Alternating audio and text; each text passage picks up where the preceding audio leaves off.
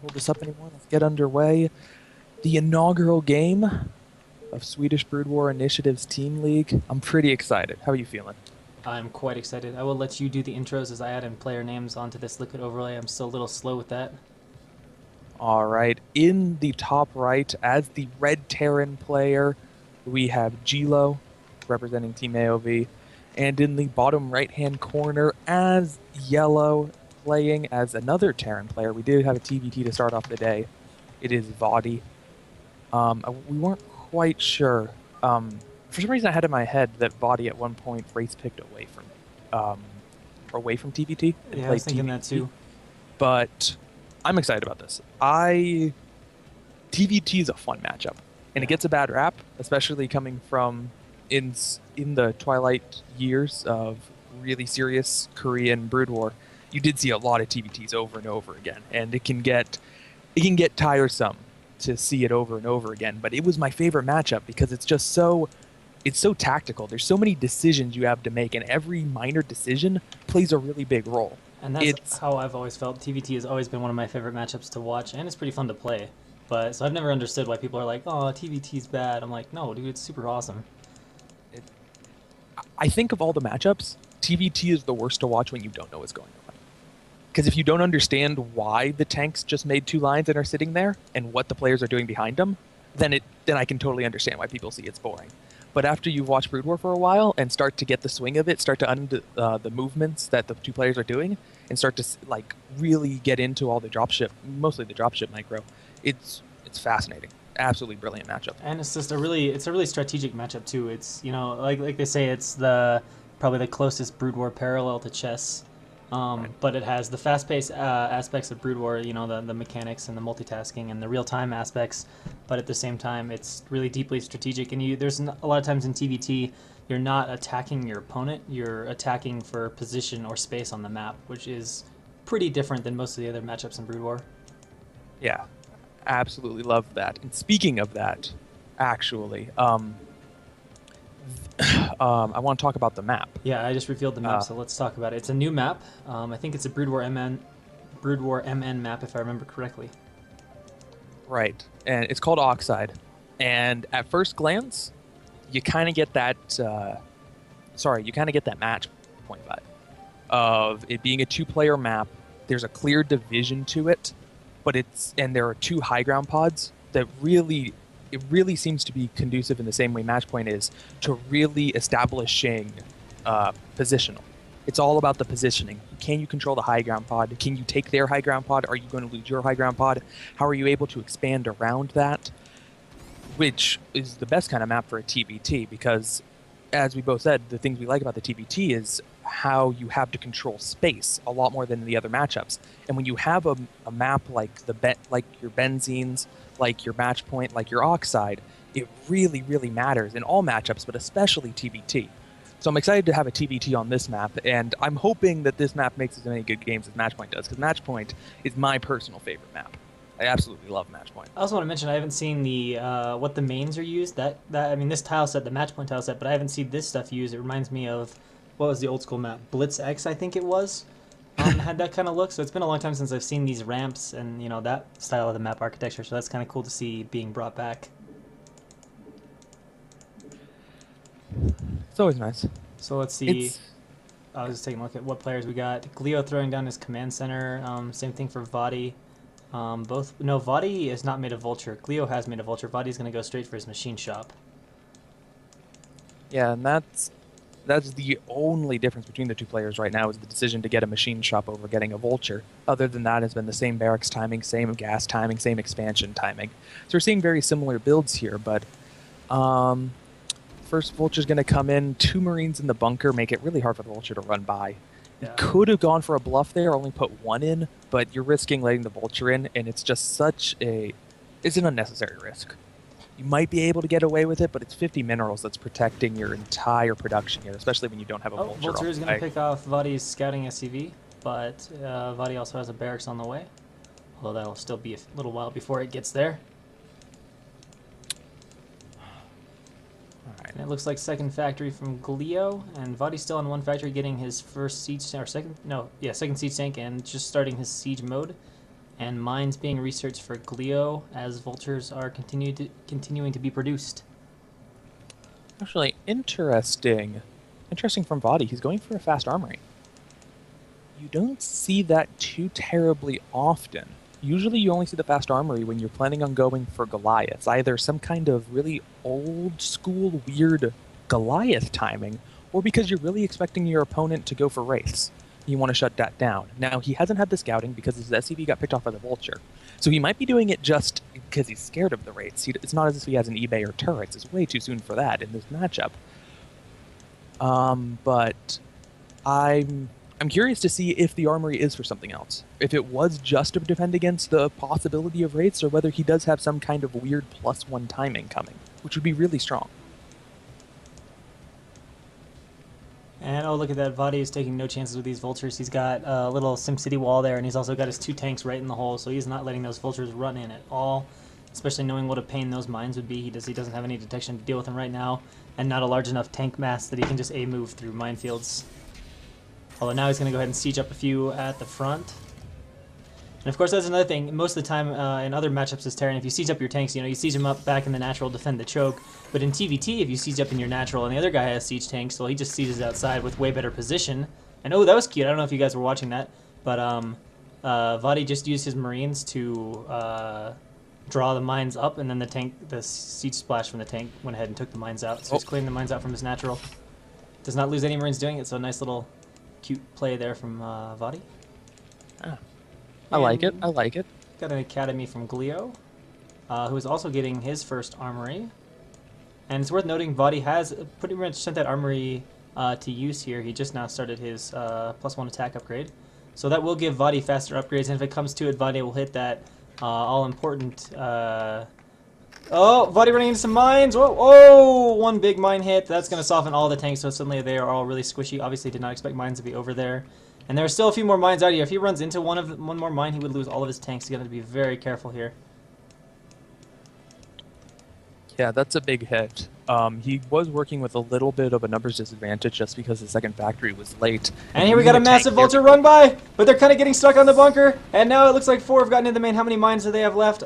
We're going to find out. A few are being laid. I don't know if there's a ton, though, because not that many mines being laid. Looks like there's only 1. There is a tank out, so he's going to be relatively safe. These vultures are low on health. He's going to be careful of these mines, and it's going to get cleaned up pretty easily. So as long as he doesn't run into this mine here, life will be good. Very close. He almost ran into that first mine, barely able to kill it off before it exploded on his tanks. And it looks like his 3 tanks did make it back safely. They're being repaired now. Yeah, disaster averted there. That's such an easy way to lose the game very quickly. Oh. Ooh, Goliath took the mine? Yeah, Goliath ate it. 1 health Goliath. Such an easy way to lose the game quickly is to let that number of vultures into your base, but he was able to get rid of them rather quickly, did not sustain many SCV casualties at all. And now, feeling a little bit confident after taking out a decent number of vultures, that was 8 or 10 of them. I think it was 10 that tried to run by. It was like 7 that got in. A few died getting stuck on the bunker. Now we might have a little bit of... Oh, a mine goes up because it looks like it didn't do anything. And now Vadi coming out here with about 5 tanks and a few reinforcing Goliaths. It's going to be kind of a scary army, though, because it's been only vultures for so long from Glio. But he does have a few tanks now, sieging up on the high ground. With 3 of them. Are there 2 routes? No, it looks like this is the only route you can walk on the map. Vadi's going to walk right into this, and he's just going to try to walk up the ramp. No, he's going to pull back now. He's sieging up, but he is sieging on the low ground. But he throws up a scan. I don't know how badly damaged his tanks are. He's going to get rid of one of them. And, of course, Glio is trying to set up his 3rd base as he does this. Vadi also doing the same. It looks like there might be a mine there. His command center can't seem to land. And Vadi charges up the ramp. There we go. You can see him inching forward with siege, and he will take down that tank on the high ground. And he is just going to try to push right through this. He's not currently reinforcing it, but he does have 3 tanks and about 3 Goliaths back at the natural. There's a cute little move there. Sending the SCV up first meant that both of the first 2 shots from the tanks hit the SCV instead of the more valuable tanks behind it. Oh, a little bit of miscontrol there from Vadi as his tanks wander that down. wasn't too much. Yeah, alright. But now he has the high ground, and it's going to cost... it's going to cost Red a little bit of forces here to try to break this. And this is what I meant by positioning. Avadi making a very aggressive first move and trying to take really, really aggressive positioning here. And we're going to see if it's able to pay off. Oh, loses one more tank, only one left. But as you said, he's not reinforcing it, so it looked like it might be for naught here. Yeah, I think he's decided to give up this. He's just trying to focus on getting his own third base set up, and some vultures laying some mines outside the third right now. Tanks get into the little choke there to the third. Gonna be able to clear these vultures out. Just gotta be careful not to wander into any mines. Oh, and vultures are gonna mine up that final tank of Vadi, and Glio's gonna get his side of the map cleared out. Looking at a quick factory count, we have, excuse me, in the top left we have 5 factories, in the bottom right we have 4 factories, but Vadi does have his starport with control tower online and is building his first dropship, which is really going to open up a lot of possibilities to him. As you said, this does seem like a really big choke. There is one other really small ramp over far towards the natural that you can get up into the majority of these 2 players' bases. But mostly, if you feel like if you control your high ground pod, you're very safe. And that safety only lasts as long as the opponent doesn't have a dropship. Once the dropship, all bets are off. In terms of your static defense, you're going to need to have a lot more spread out units. You're going to need to have a lot quicker reaction. Got a dropship out from Vadi heading towards the bottom left-hand corner of the map, and some vultures just laying some mines on those low ground pods. Actually, there's a lot of tanks with this, so Glio looks like he's going to go for some sort of attack here. And he's trying to come that back ramp, but Vadi's going to catch him on the low ground, and this is a horrible position for Glio. I think these tanks are just going to go down no problem. The vultures can't even get up the ramp for support as they are blocked by the tank on the ramp.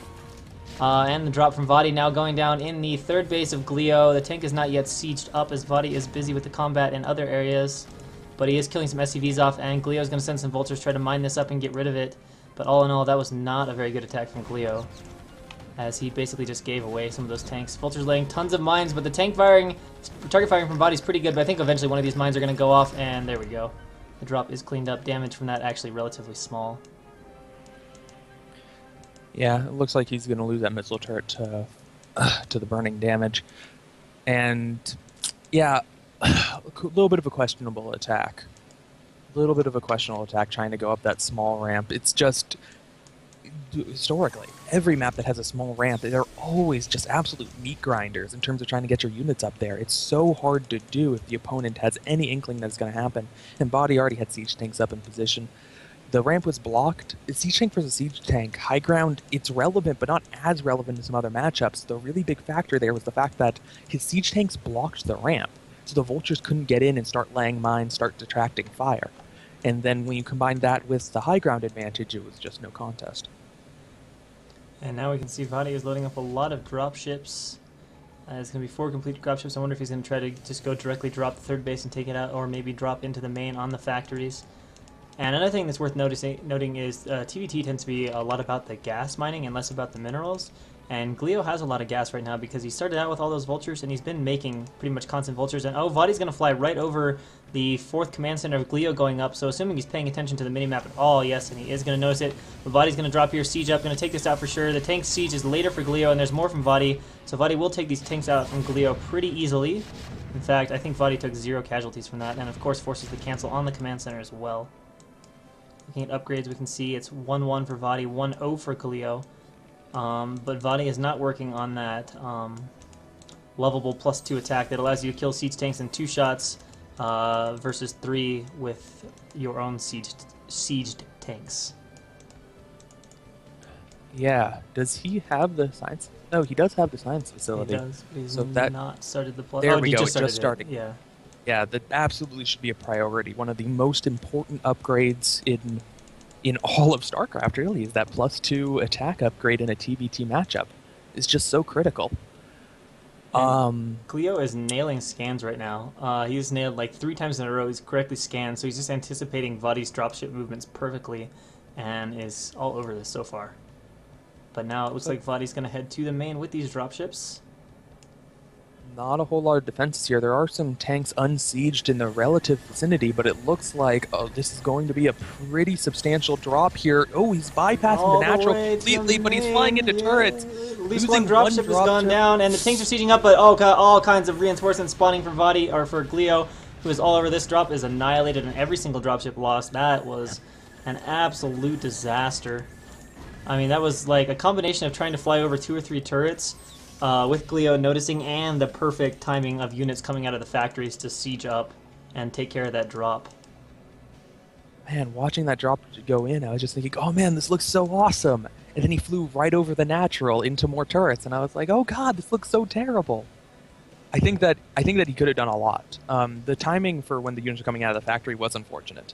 That he was going to have to deal with that, but I think that if he just dropped behind the natural and sieged up, he was going to be able to do a significant amount of damage. It was going to take near just as many forces as Vadi committed to it to dig them out on the opposing side.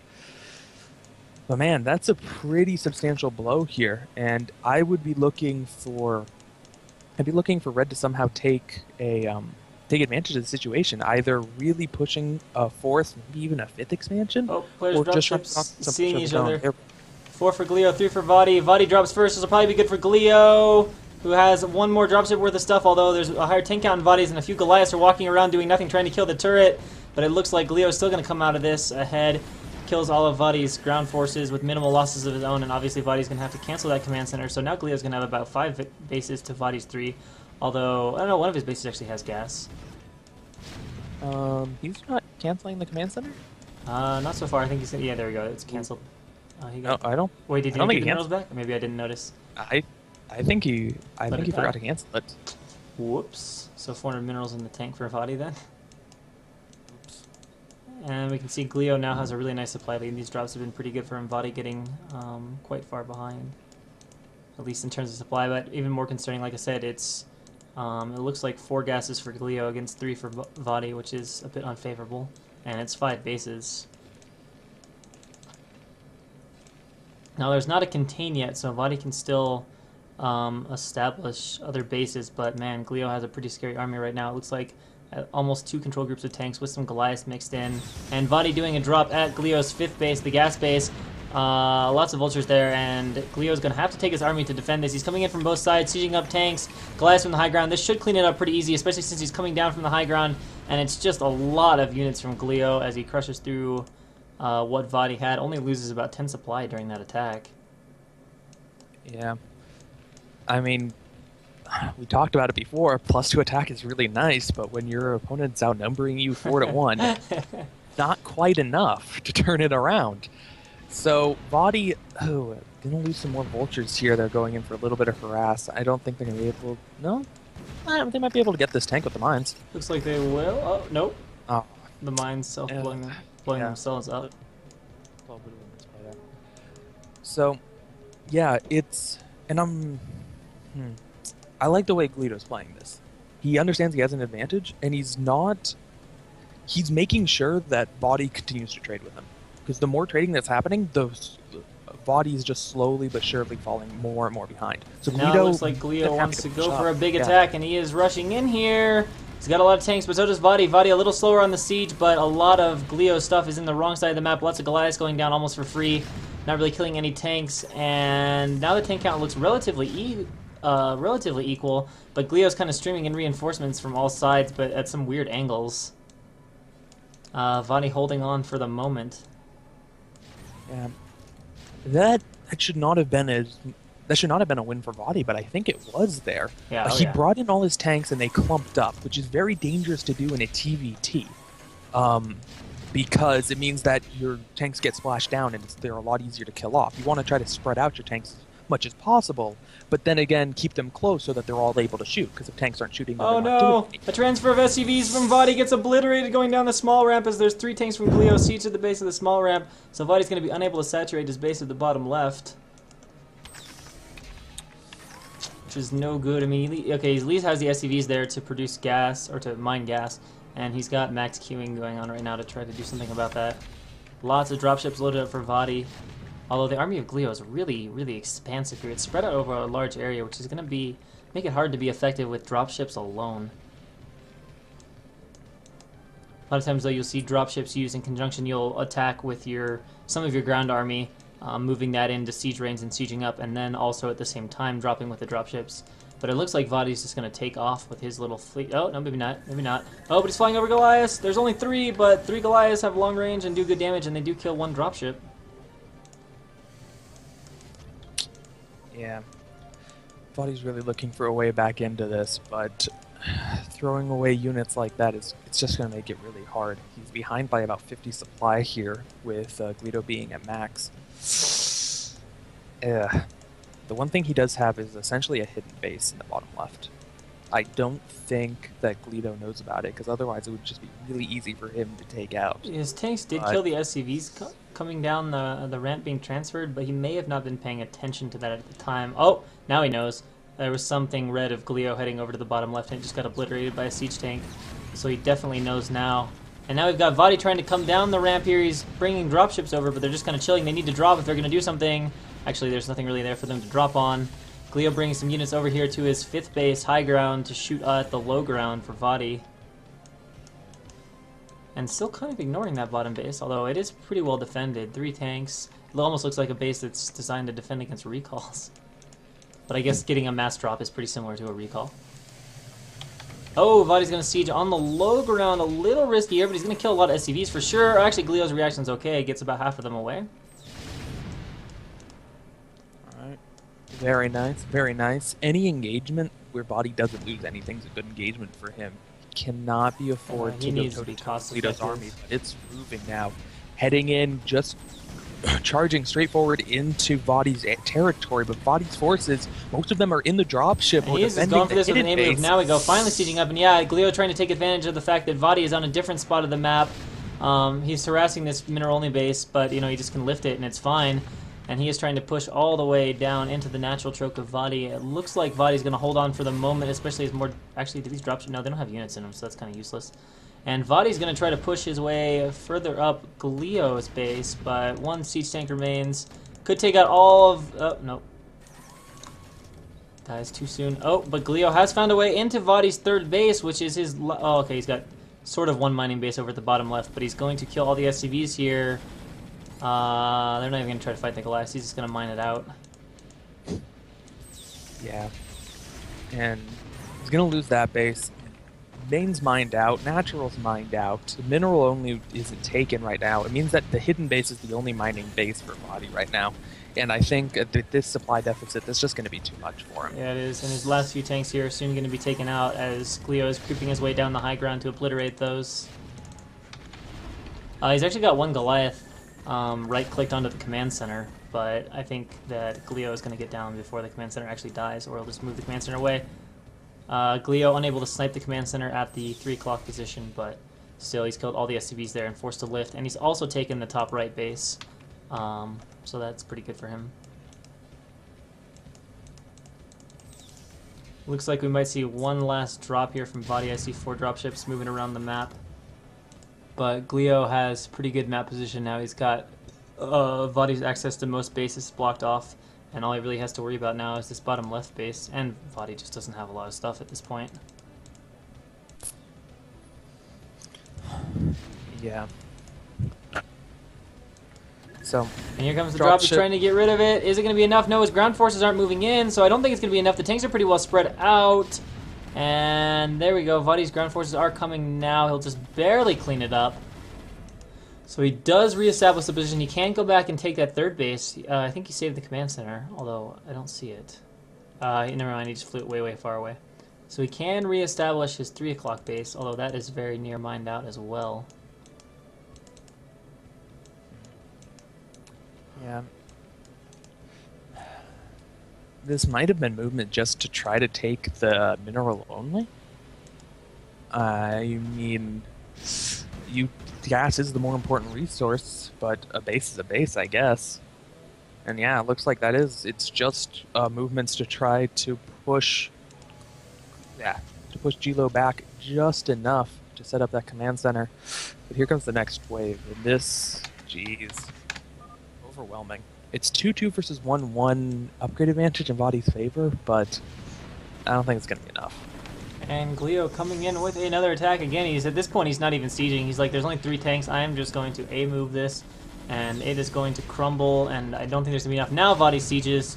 I can't tell what qualifies here as low ground, high ground difference, but it's just too much stuff from Glio. Vadi is getting wrecked at this position. He cannot hold it. His supply is now half of Glio's, and I think we're gonna see there it is. GG. All right. Rank Vadi has hit B+, I know was Zerg. I don't know what he's hit for Terran. I want to say he might be like 1 grade lower. I think he says he's not quite as good as at Terran as he is at Zerg, so maybe B+ Terran, and I don't know about Glio.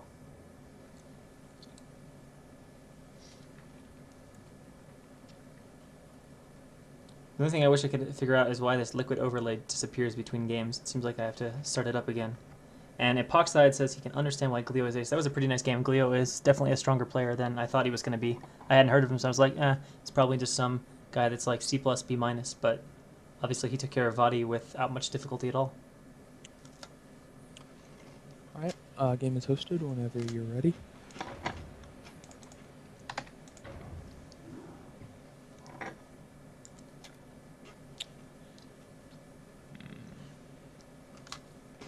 So, moving on to the next set.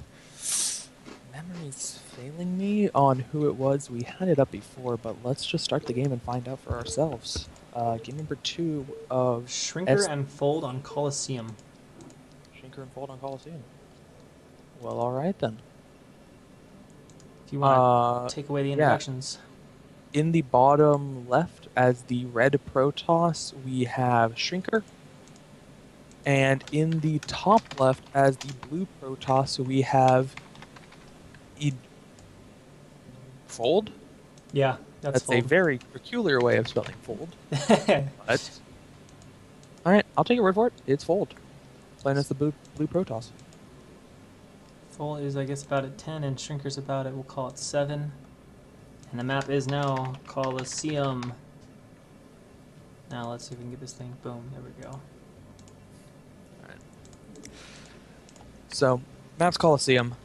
I also really like Colosseum. It's hard with how ingrained in conventional thinking people are about what a map needs to look like to come up with something outside of the box. You need to have a main, it needs to have a ramp, it needs to lead to a natural, that needs to have a choke, there needs to be an easy third, etc., etc., etc. But Colosseum manages to have those elements somewhat. It kind of has all of that, and it's not an imbalanced map, but it does it really differently. And I really do appreciate the maps that are able to do that. I think it's a really cool layout to the map. So I like Colosseum just purely because of how different it is from most conventional maps, yet not being a super cheesy map, not being a super imbalanced map. Yeah, not at all. It has a pretty easy to take natural overall, and honestly the third isn't terrible to take either, but it doesn't use the traditional high ground, low ground natural. It uses kind of a narrow passageway. And also, what the heck? Oh, never mind. That was weird. When I revealed the map in its entirety to show the map, the creep wasn't there, but now the creep from the Sunkens is actually shows up. So it's there. I don't know why that happens, but apparently if you reveal the entire map, the creep doesn't show up unless it's been scouted. So the creep doesn't show up until it's been scouted on the map. There's a little bit of Brood War trivia for you. Interesting. All right. Oh yeah, I gotta change the score. Good point. So, once again, we're going to see some mirror builds coming out of the two teams. Going for that early core, very, very standard for a PvP. That's pretty much everything you want to do is rely on, at the very least, on goons, but usually some kind of higher tech, unless you're planning on just cheesing them out with zealots. This thing won't let me change the score. I don't know how to work this. Oh. I don't know what I'm supposed to do. It won't let me change the score from 0. Oh, maybe it did now. Let's see if it showed up. Yeah, okay. It let me do it finally. Okay. Good. When in doubt, spam click. I was about to say, it's like, I used to use this too, but I don't remember the controls. I could open up mine and re-look at it. Alright, so both players... Wait, no, is this... we got 10 10-15 gate, I think, from Fold. So we're gonna have some aggro. It is an on-ramp map, so that can be pretty strong. And of course, given that it's 10-15, there's no Zealot first from Fold, but there was Zealot core from Shrinker, who, in response to this, is going to go ahead and throw down his second gateway. Does 10... Alright, so here's the first instance where I'm going to admit that I haven't been paying that much attention to Brood War lately, so I'm kind of rusty on these things, but isn't 10... he put the core up before the second gateway. Is that normal in 10-15 gate? Yes. It is? I do believe it is. Alright, never mind that. Because you still want to be able to make those Dragoons. And now a goon out from Fold, so he's going to go ahead and try to pick off Shrinker's probe. We'll see if Shrinker tries to run home or not, or if he just continues to scout. We got 2 more goons coming from Fold, so we'll have 3. Let's look at the range for both players. Pretty identical, just a smidge faster from Fold, but I don't think it'll be dramatic enough that Fold will really have a big window of range versus no range. And Shrinker coming up, maybe trying to save his probe or get a free hit on Fold's goon, but both players now going to return. And now goons 2 and 3 out for Fold. The 4th goon is waiting on mineral, or 5th goon is waiting on minerals to start that. No, he's actually not going to start that. He's going to make a robo instead. Maybe this wasn't 10-15 and I just read it wrong. It was just a quicker 2 gate, because 10-15 with a robo is not something you'd really see. Oh, and I like what Shrinker's doing here. He's going to go ahead and use the fact that there's high ground here and just have his goons positioned on that, so if Fold runs in, he'll have the high ground advantage here in this fight. And Fold sees there's 3 goons and immediately pulls back, although 1 goon of Shrinker is running a little too far forward. But everything turns out okay. Robo done for Shrinker. Robo almost done for Fold, so pretty identical looking builds right now. And we can see the supplies are dead even. Yeah. Yeah, as you said, identical builds so far, pretty much. There's a little small divergence where Fold went for a slightly faster gateway, and excuse me, Shrinker went for 1 Zealot before the goons, but it's going to end up being pretty much the same thing. Obs first for Fold, and Robo first from Shrinker. Okay, there's a little bit of a difference. This might have been because Shrinker doubled back with his probe and was able to stick around just long enough to feel comfortable his opponent wasn't going DTs. So he felt comfortable for going the Robo, but you don't see that terribly often, going for the Robo before Obs, unless you have a really, really deep scout. You mean the support bay? Yeah. Okay. When you said Robo before Obs, I was like, wait, yeah, what? It still has a Robo in it. They're both Robo. Fair it's enough. Fine. Oh, looks like we're going to see maybe a backdoor expansion for Fold, or maybe just a pylon in the back to spot for shuttles. Yeah, looks like that's what's going to be, just a little spotter pylon there. I don't know who's stronger between these 2 guys. Maybe Shrinker has been a little more active.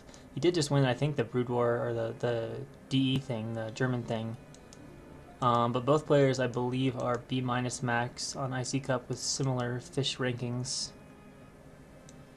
And the Obs coming in now for Fold. Oh, and we're going to have a Nexus from Shrinker, who already has 1 Reaver coming out. So this natural is a natural that, as you said, feels really safe to take a lot of the time. I mean, you have to be able to defend that natural to be able to defend your main, because it's controlled by the same choke. Where it's not safe at all is in terms of Reaver drops. It is a extremely vulnerable natural when it comes to Reaver drops. So, as both players are going for Reavers now, shuttles should be following up soon. We'll see whether either of them decide to try to integrate the Reavers in more of a harass capacity rather than just supporting the army. A little bit of positional imbalance in favor of Fold here, because it's a lot easier for him to drop the Reavers and then run away compared to Shrinker. Shrinker has to fly over a lot of open terrain to get to Fold's natural. So it's a lot more likely that he accidentally runs into the goons and loses the shuttle. And in a PvP, sometimes that's game over. If the opponent's able to very quickly counterattack, an army with 2 Reavers this early compared to an army without 2 Reavers, it's just not even close most of the time. And some people might ask, why is Shrinker not just defending the tighter natural choke and being in a more wider area? And basically the reason for that is if he just went back and held his natural choke, Fold would walk up on this high ground and would have a high ground advantage, and he'd be able to have goons from the high ground shooting at the low ground goons and generally being just really, really obnoxious. So that's why he's sitting out where he is and not just defending the choke to his natural. Right, and that's a really good point. That high ground advantage does make a huge difference on Coliseum. Oh, here comes the first bit of Reaver harass, and oh boy, this is what I meant by it's just so easy. He's not even having to make the decision between harassing or supporting the army. The Reaver in that position does both right now because it's just hopping back and forth between the army and the base, and I wanted to see how many kills that was. That's got to be at least 7. Big harass, very simple, very effective coming out from Fold here. And we can see Shrinker was thinking about getting a third, which is a super fast third. He's only on 2 gateways. Fold is now powering on 4. He's adding a... yeah, he's just on 4, never mind. But still, going for a third that fast is really risky. I mean, kind of the standard, if you will, for PvP would be to take a third off 6 gates. But he might just be making pylons, although he's already got 30 supply in pylons, but... or 30 extra supply in pylons. I can't tell what this probe is here for. Like, he had 400 minerals right until the harass happened, like he was going to make a nexus. And then the harass happened, he was like, maybe I'm not going to make this now. Yeah, he did throw down another gateway. He could also just want to be placing pylons here just as another early warning system against the Reaver harass. That's also a possibility, but I think you were on the money by saying that he wanted to expand, but now doesn't feel comfortable with it. Not to mention that since his base got depopulated, there's still... you get diminishing returns as you add more and more probes, but because some of the probes got cleared out, it's more profitable to put a probe at old expansions rather than compared to expanding than it was before. So we might see him try to go for that in a little bit, but I'm not surprised that it delayed him a couple minutes here. And, oh, Fold has some... wait, does he have shuttle speed? Oh, he's stopping his shuttle in a horrible spot. He does have shuttle speed, but the shuttle will not get sniped. But, man, that was not the best harass. And an observer's going to fly over, but an observer's in place for Shrinker, so that is cleaned up. No scouting for Fold. And now Fold is adding his 5th and 6th gateway. And he's got his +1 just now starting. He's got his Temple Archives on the way. He's getting leg speed, so we'll probably see... yeah, we see some Zealots getting mixed in now for Fold. And Shrinker, on the other hand, has pretty much ignored tech. I don't actually know. Shrinker just feels really behind. Maybe that was that Reaver... but, I mean, 6 probes is a good number, but it's not insane. But Fold's starting to feel very ahead. He's on way more gateways. His army is definitely bigger. And he's way ahead in his tech as well. We have speed shuttle harass coming from the bottom of the map here. Those pylons placed in a very forward position is going to be able to see it. And I think this is a smart decision from Fold. Just dropping to... no. I was going to say just dropping to pick off that probe and Shrinker running surprisingly away, moving but back with his whole army. And now all of a sudden Fold is in the main. Oh. The probes need to run. Can he get a good Reaver shot off? He kills 1.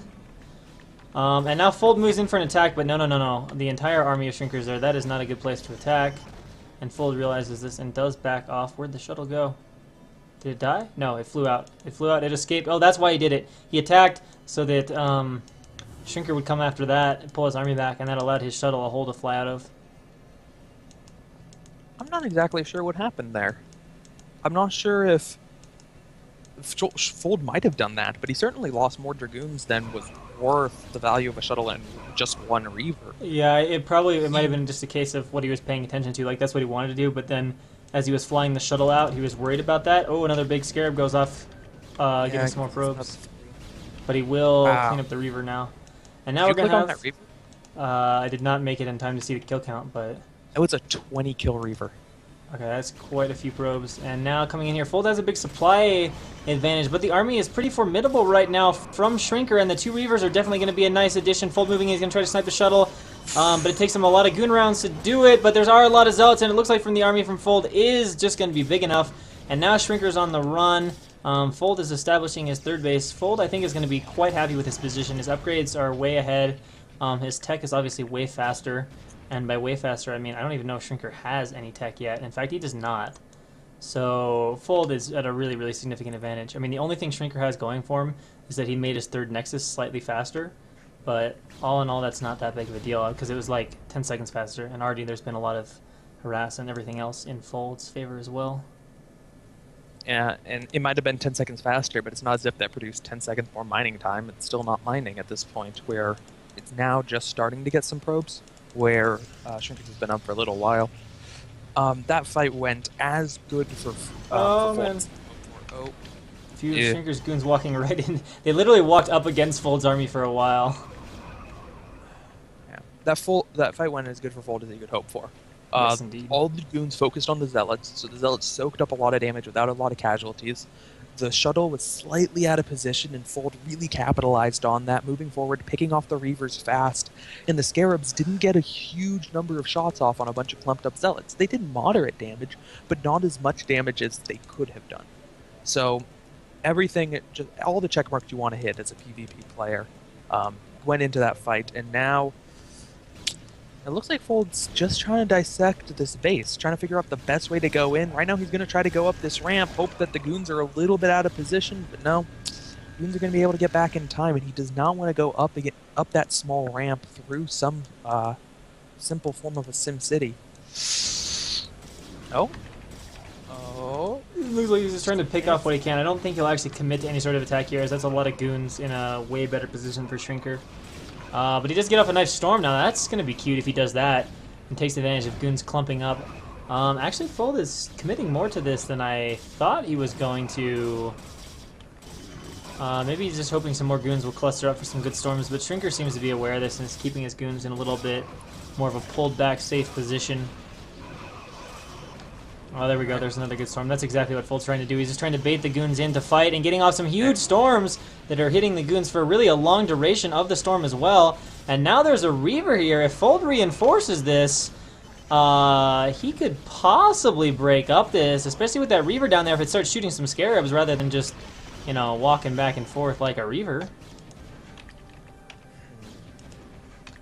I think they traded about even there. Yeah, that was really shrinking. Those storms were very effective. Oh, now a shuttle's arrived for Fold, and here comes another big reinforcement. But a Reaver out for Shrinker as well. We'll see how Fold manages the wrap. The main where... Oh dear. 26 kill DT. I missed that one. Missed it too, buddy. Okay. What was a pretty oddly even fight became a really, really one-sided fight when you factor in the 26 probe kills. Yeah, that's pretty outrageous. In fact, it might get the Nexus too. Yeah. This is gonna be iffy. This is gonna be really close. This is gonna be really close. The Obs is not getting back there in time. This DT has a decent chance of getting the Nexus. Not quite. He's gonna run away. Oh, man, that was close. That's ridiculous.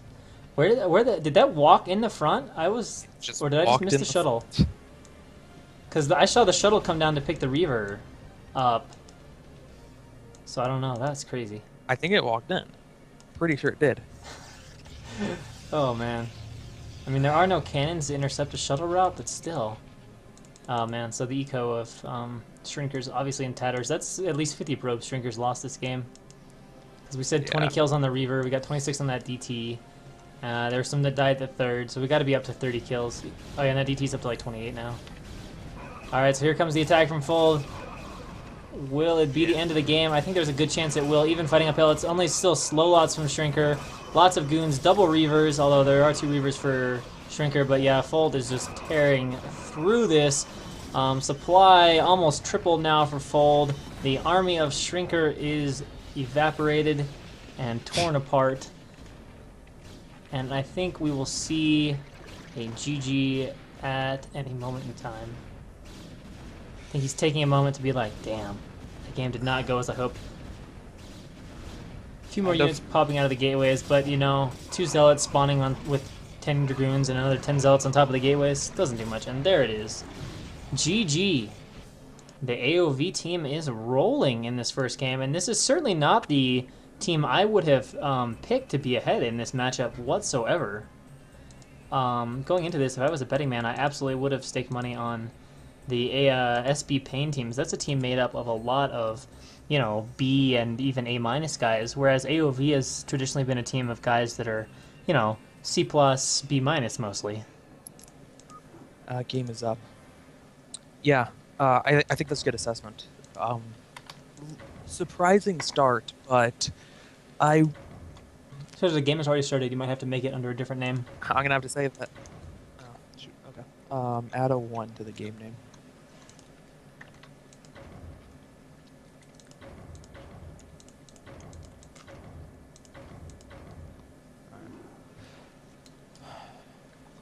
So, yeah, I think that's I think most people are surprised by that. SV Pain has a lot of good players on it, and Vadi and Dr. Shrinker are no slouches. But looking at the rest of their roster of the people who are still playing, Dragon, Oxerg, Busy, they certainly That's say going to be strong. Also, Splax versus Muka. Muka, I think, is a C Protoss, and Splax is like C plus, maybe B minus now, and he also won one of the C tourneys. I forget if it was ASL or which one it was, but he won, or at least was a finalist in one of those. So I think Splax is definitely going to be the favored player in this game. Oh, and it's going to be on the epic map Outsider. All right. In the bottom position as the orange Protoss, we have Splax, hoping to turn things around for Team Pain / Stealth Bunnies. And in the left-hand position as the teal Protoss, we have Muka. And the map is Outsider. So if you guys don't know about this map, number one, I think it's awesome. But the way it works is there's kind of two ways you can play. It can have standard games where you just kind of take your natural and fight in the middle and stuff. But you can also play a game centered around like shuttles and airplay, and you can control the ring expansions around the outside of the map. And it really gets interesting when one player plays for control of the center and the other player plays for the ring. You get some really interesting dynamics going on there in these games with the geometry of this map. Definitely one of the more unique maps in Brood War history. Yeah.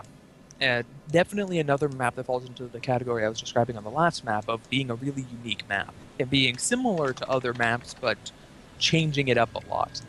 Unfortunately, this map does turn out to be a little higher cheese percentage than average. There are just so many places to put proxy anythings on this map, and pushing units through minerals and shenanigans. Shenanigans abound on this map. Not only that, I think it's also a fact that there's some players that just don't like the map, and also there's a tendency to not prepare. And sometimes if it's like, oh, Outsider, well, either I take my time and prepare a big build, or I practice my 9-9 gate in a good proxy location. Sometimes that kind of stuff occurs as well. Both players are going to scout to the incorrect base. And I don't know what the heck tipped Muka off, but Muka did not go up the ramp. I don't think he saw the probe of Splax. Maybe he just nicked it on the mini-map, but that was weird. Because he did not go to the ramp, and he's just like, I'm going to go to the bottom. But I guess maybe he just saw the edges of Splax's probe on the mini-map. And Splax is going all the way to the back door. I don't know what Splax is doing. Oh, he's going to come in the back door to scout. Wait, he's going to come in the back? I thought he was going to glitch his... Now I don't know what he's doing. I thought he was going to glitch his way around in. But I have no idea why he went all the way... What is going on in this game with the scouting patterns? I don't know. There's some weird stuff. Here's what happened. So, Yuka went random. And Splax is afraid that Yuka went Terran and then lifted off his base and fed it to the mineral only. So he's checking that shit. Powerful tactic. He's gonna let me get away. Yeah, after this will be LRM against somebody. IWL. Right. Alright, so here we go. We're going to have Zealot and Probe Harass coming on from Splax, coming in from Splax. There's a Zealot out from Muka, so it's just going to be a matter of, is the defense solid? Oh, there's two Zealots from Muka. Oh, he can block the ramp! Yes! Okay, he holds the ramp. Okay, so he doesn't even have to worry about the Zealot harassing him, so that's going to be kind of nice. Looks like he's going to leave one Zealot in blocking position and send the other to chase the probe around, who is going to leave, perhaps via the backdoor route. He can actually just glitch it over the minerals and come back later if he wants to. Oh, I see what happened. Yeah, my overlay got switched. I'm still not used to this. I apologize for that. I will fix this for you. It's like the other clan team suddenly got way ahead in the overlay. Okay. Situation resolved now. Alright. So, keeping the probe alive and scouting out pretty thoroughly just to make sure there's not any hidden DT tech, hidden proxies. And I think I think we can see a statement about the relative level of cheese on this map by both players. Again, having mirror builds as we saw in the last game, but instead of mirror builds where one player builds one zealot and one player forgets zealots completely, we now have both players building multiple zealots. Although Just in case. now the builds deviate as Muka opted for Gate Robo and Splax opted for Gate Robo Gate. Right. Does he have the second gate? No. Well, usually the second gate will come. Usually you don't just do one Gate Robo. Okay, I just want to make sure I wasn't missing it. Yeah, there's the second gate for Splax now. Oddly enough, though, Splax's robo timing isn't any faster than Muka's. And his range timing is slower.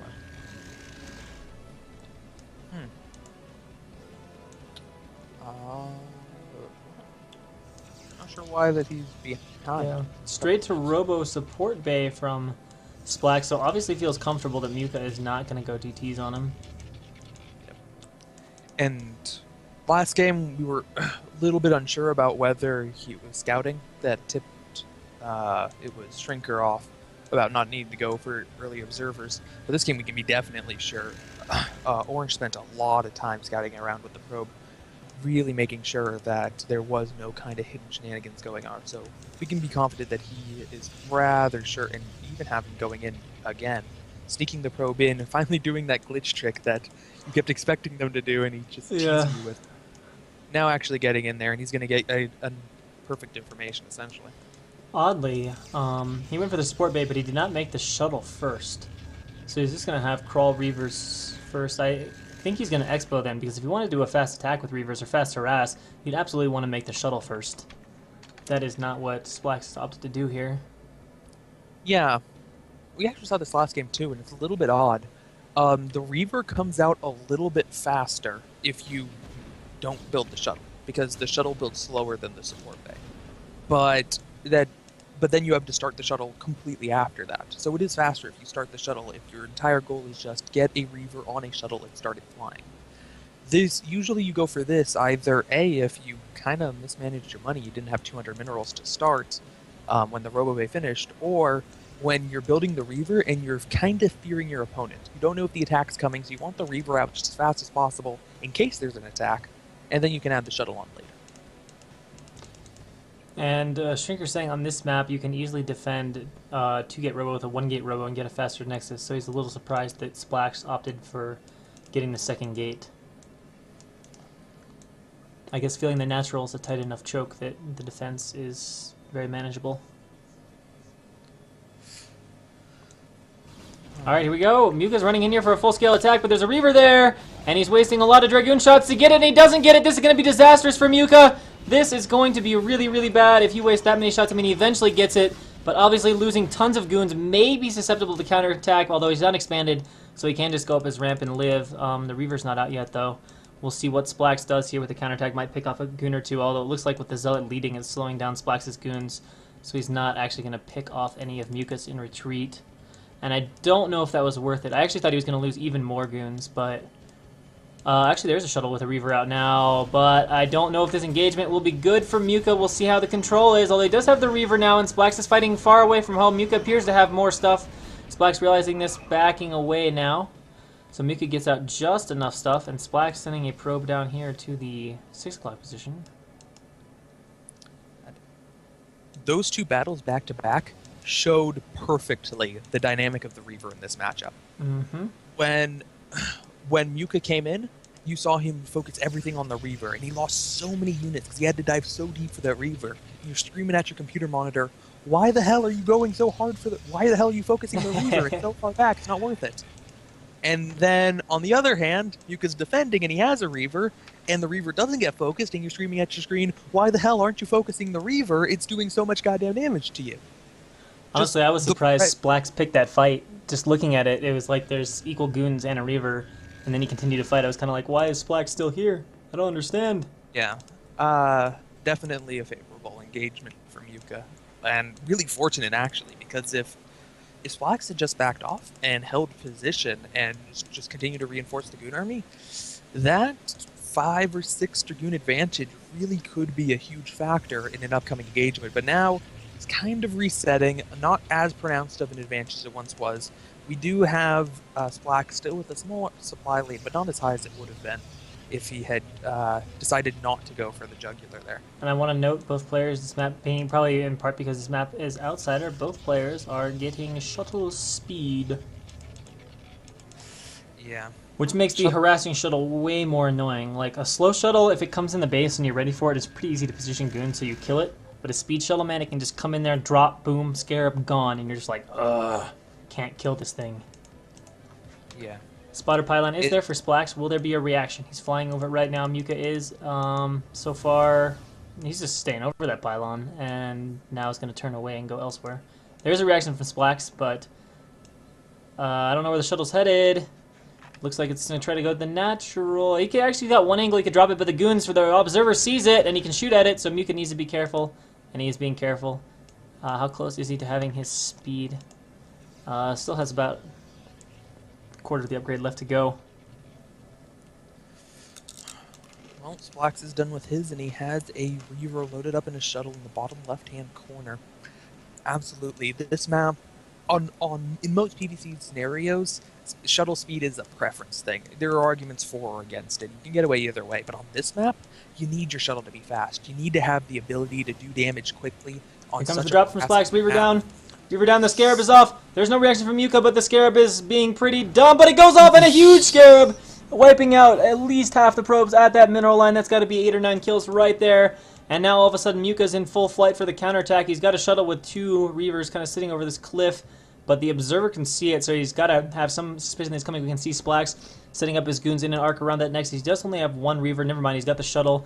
He's also got goons defending in the main, which is what you have to do against the speed shuttle threat. It'll probably pull him down into his natural once he sees that Muka is going to commit to the attack down here, which it looks like Muka is going to.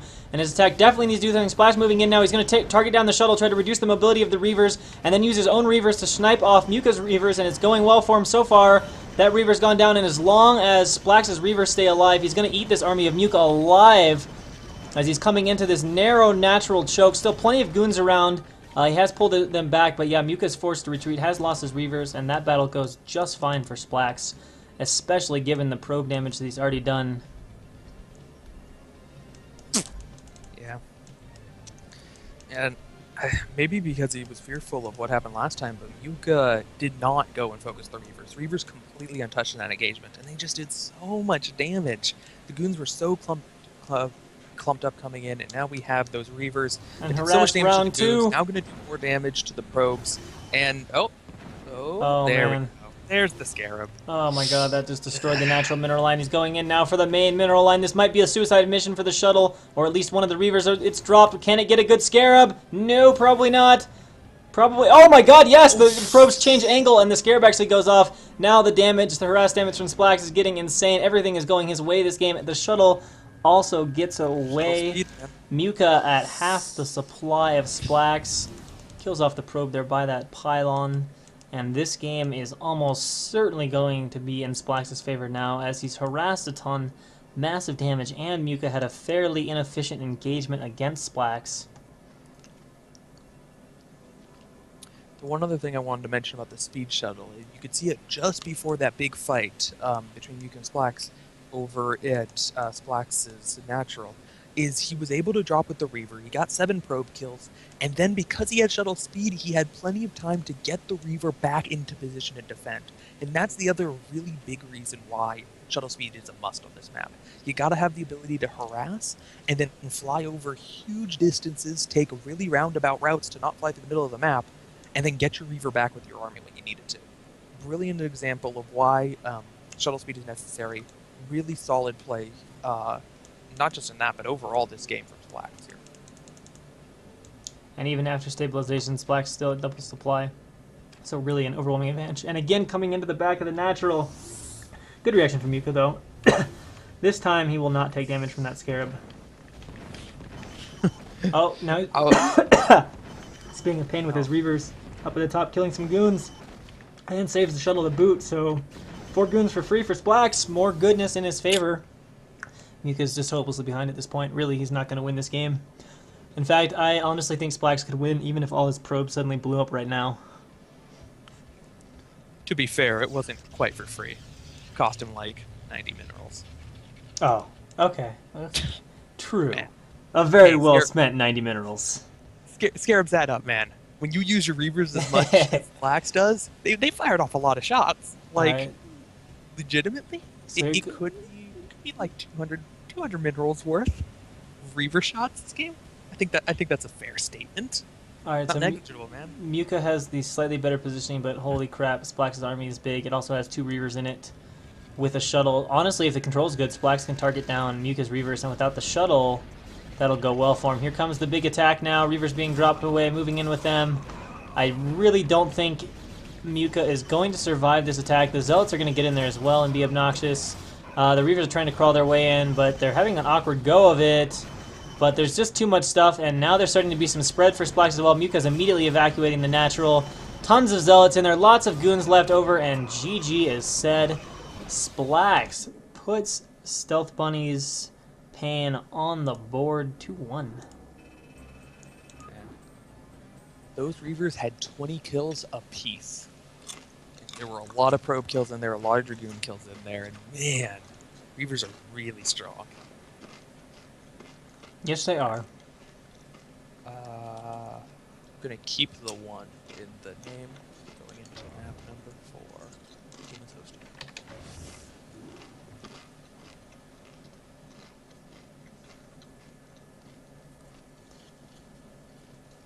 Now is where it gets real tough.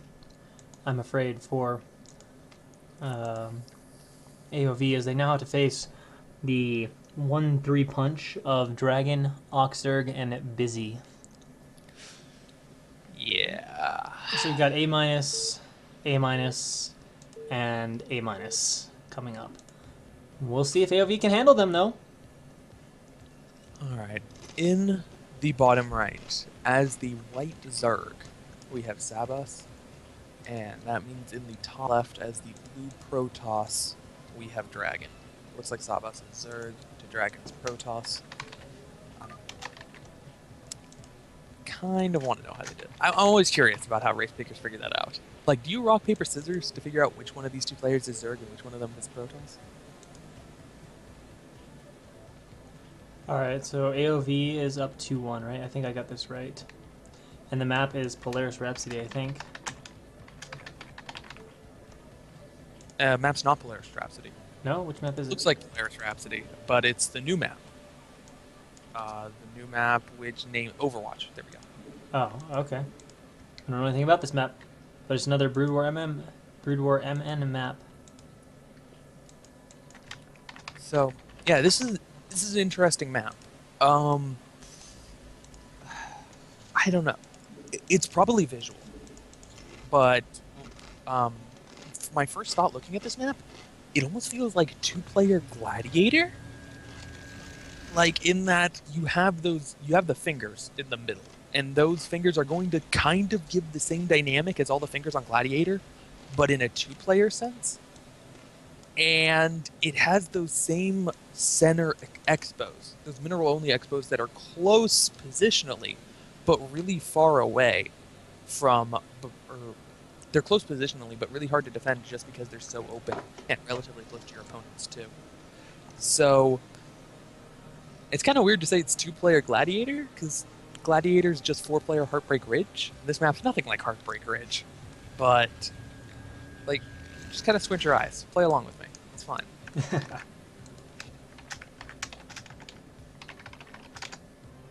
I don't know. It's probably a really bad assessment, but I'm gonna go with my gut feeling. I'm gonna say it looks like Gladiator.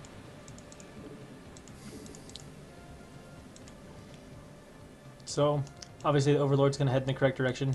If it doesn't head in the correct direction on a 2-player map, you've got some difficulties going on. And Dragon is going to go Nexus first. Oh, you can do that? You can looks like you can... oh wait, no, never mind. He made the forge. I'm going crazy. But still, he's going to go Nexus before cannons against presumably what is Overpool. So that's interesting that you can do that here, but I'm going to assume Dragon has practiced this and knows what can be done. Yeah.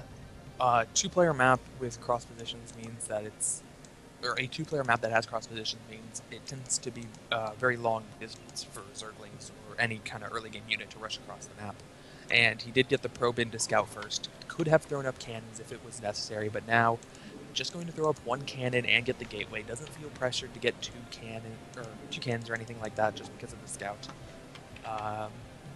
And it's I mean, that's just the value of the scout. You're quote unquote throwing away 50 minerals on the scout, but you're making up that and far beyond in terms of speeding up your production when you don't need to play defensively. And Dragon knows what he's doing. Sees there's only 4 lings, only has to make 1 cannon at the natural. Second cannon really only gets required at 6 lings. And in fact, sometimes I'll see on Snipe a lot players will get away with 1 cannon against even 6 lings if they block with probes for a little bit, but a little bit riskier if you do that. And if it's 8 or more, then you pretty much have to have the second one.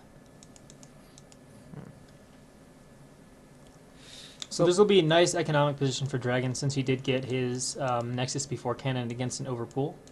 And now finally it looks like Sabas is going to send the lings up outside the natural of Dragon. Although he has found the probe of Dragon. Can he pick it off? No, Dragon is paying attention to it. So Dragon going to continue to get some scouting information. One thing I don't like here is I prefer to see Sabas peel one of these lings back and leave it at the front.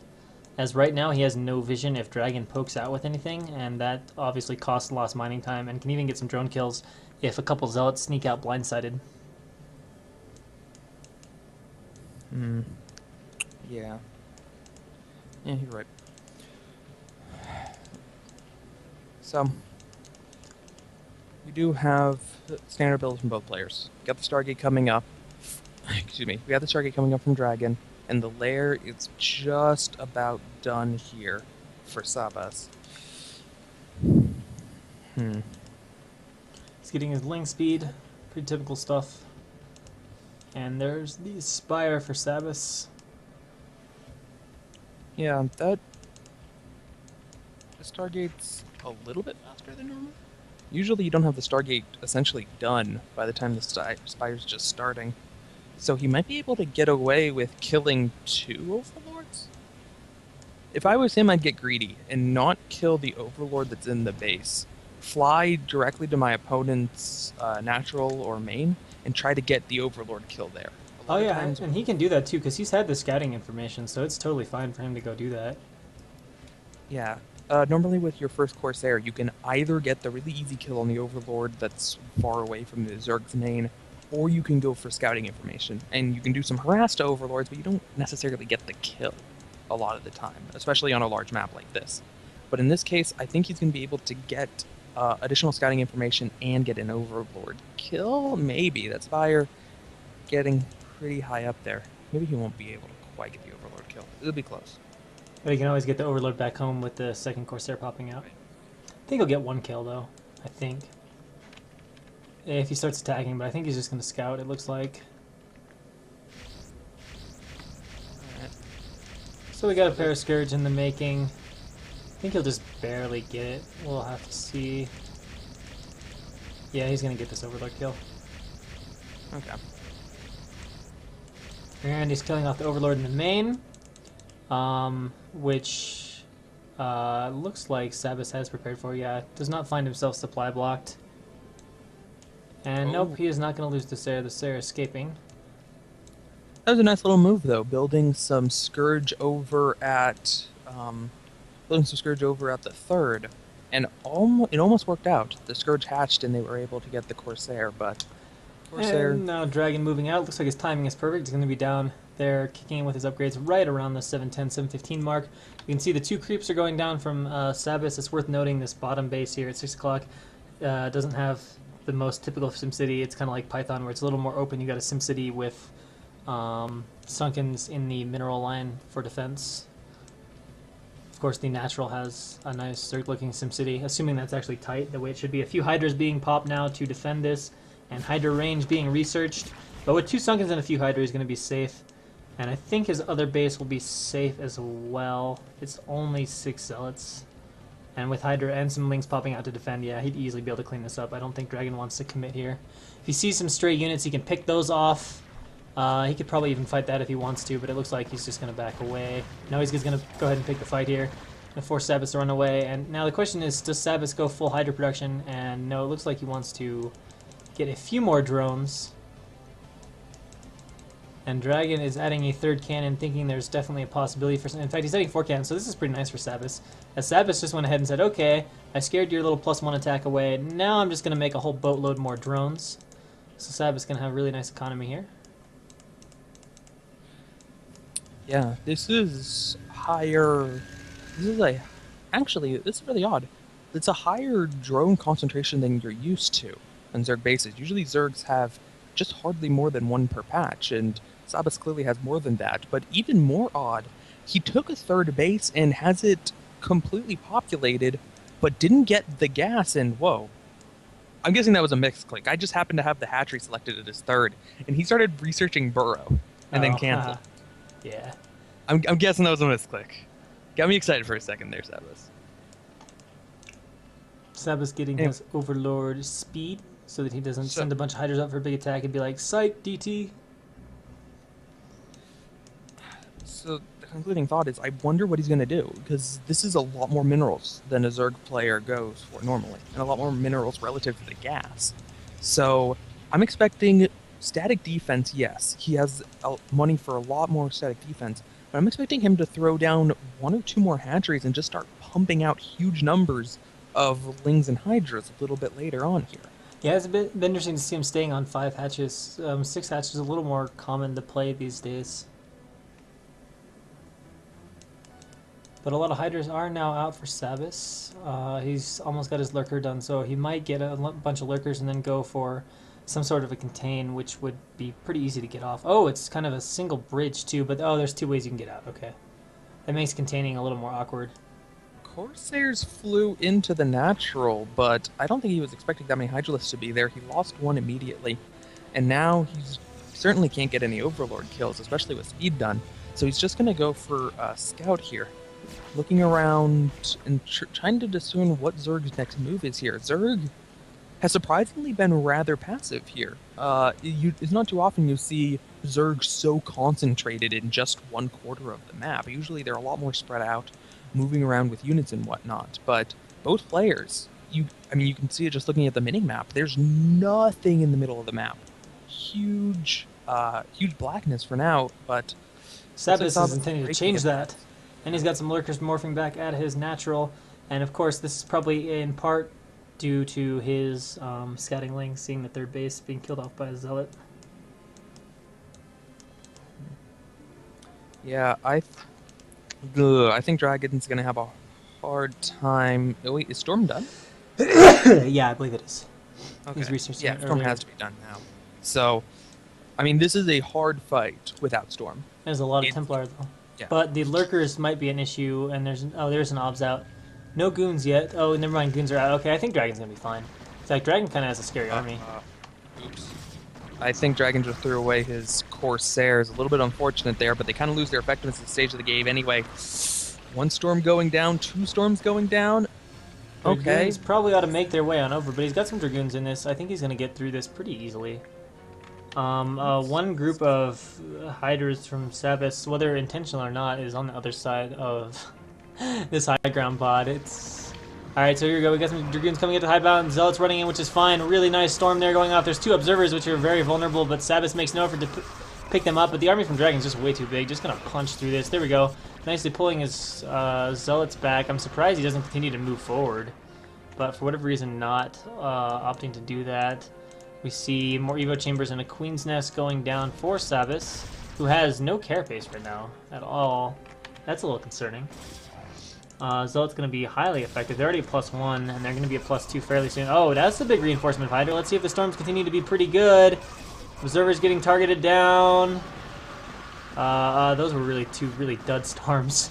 And Dragon's army, for whatever reason, is getting whittled down. I'm surprised he didn't break that when he had the chance. There was a point where it was like 2 Lurkers and 4 Hydras, and Dragon had like 2 groups of units, so I was like, I'm going to back off now. Looks like each of those High Templar have about 1 storm. One of them's a little bit short at the moment. So he still has a good number of storms for this next attack.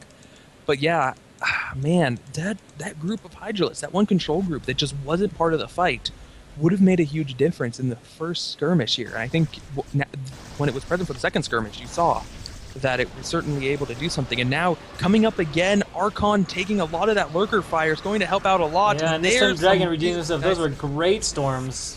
Massive number of Hydra dead, and now it's just a few lurkers. He's got to run. They aren't crackling, so he can't send them in to fight the goons unaided yet.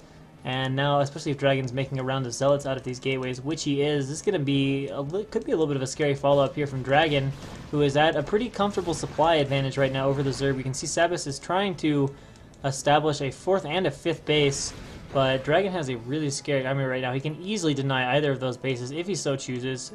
Although his army right now is exclusively goons, it doesn't even have any Templar in it, which is actually kind of okay, although it's not going to be okay in about a minute and a half when we have cracklings on the map and mass, but for the moment it's going to be really strong. So this base is going to be cancelled. Crackling we can see started from Sabas, who is forgetting to get more carapace upgrade. He's got +1 carapace now, but he needs more. Just started +2 as you say that. Yeah, the crackling upgrade, it's going to be a really huge turning point, and Dragon is a veteran Protoss player.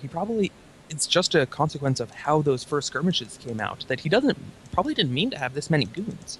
Normally Protoss players aren't looking for that high of a goon concentration, but it just as the way the battle turns out, he lost all his Zealots every time, but did not lose any goons. So it might turn out a little bit of a double-edged sword here once those cracklings come out, because they're just so damn effective against goons. Defiler Mound is out too, and obviously Swarm is a huge, huge thing, and ooh, we're going to be getting the Nidus Canal up. Oh, we already have one over at the 4th base, so don't always see Nidus Canals, but on a big map like this, I think it's going to be really helpful if, in fact, Protoss goes down there. We have some engagement out in the middle of the map. And Sabas is burrowing. He's trying to pick this fight. This is not a good fight for him to pick. This is basically just going to be devoured lings and lurkers. This is going to be great for Dragon.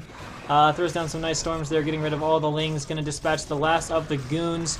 Is the crackling upgrade done? Yes, it actually is done, so I guess that's going to make these a little bit more scary, but there's so much stuff from Dragon here, and Sabas has to run away. Dragon is at triple the supply right now of Sabas, which means that we might just see Sabas getting overrun. He basically doesn't have any lurkers, and he's only got a small amount of lings. I think Dragon is about to overrun him here at any point. It looked as if Sabas was trying to find a fight and went into that engagement wholeheartedly, but I think he accidentally found the Protoss there. Yeah, he might have, but he should have just run away.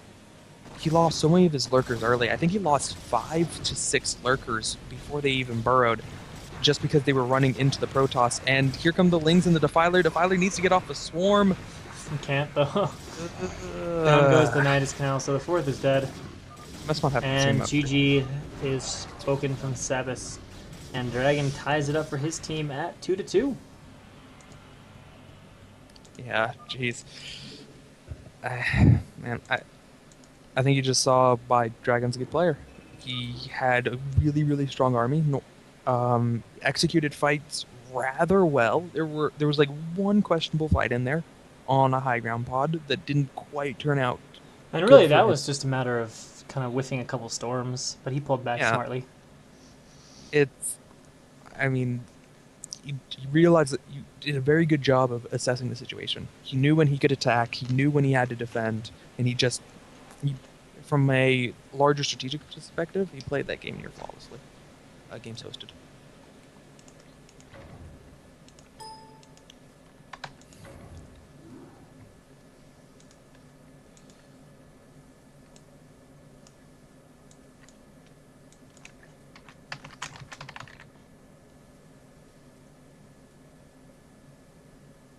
So now it is time for Oxer against Poetic, who is Elegant's brother, a B- Terran, but he's up against an A- Zerg.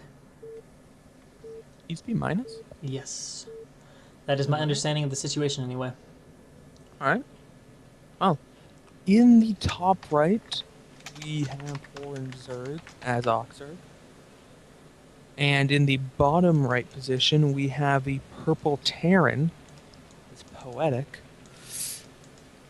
Yeah, this is a hard one for Poetic.